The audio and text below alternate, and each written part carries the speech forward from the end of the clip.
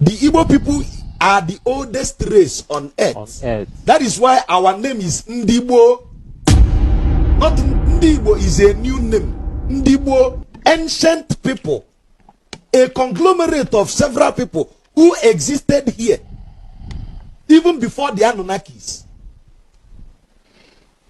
There is no tribe that predates the Igbos. The first time I told the people that the Igbo people gave birth to Japan, they said I am crazy. I shut my mouth. Later, Japanese government said they are interested. I have to come. Because when I got there, I am going to show them why the Japanese answer names like Ogwejofo, Ngozeka.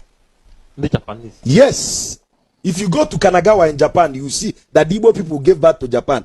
When I told them that the Igbo people gave birth to the Harappan and the Dravidian civilization of India, people said I am crazy. But when I pointed Igbo things in India, in Hindu, in Sanskrit, everybody shut up.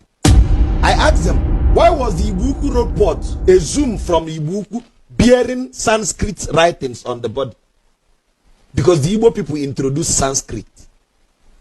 But the problem is this: you have been made to believe, not know. You get my point? Someone belittled your heritage and told you that your history started from slavery, not knowing that your ancestors has been here for more than 1.6 million years. You get my point? Now, there are things I will begin to ask you now. You sound so gibberish.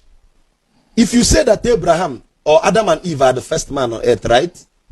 How old is your Bible story? Approximately 6,000 years, right? Yes.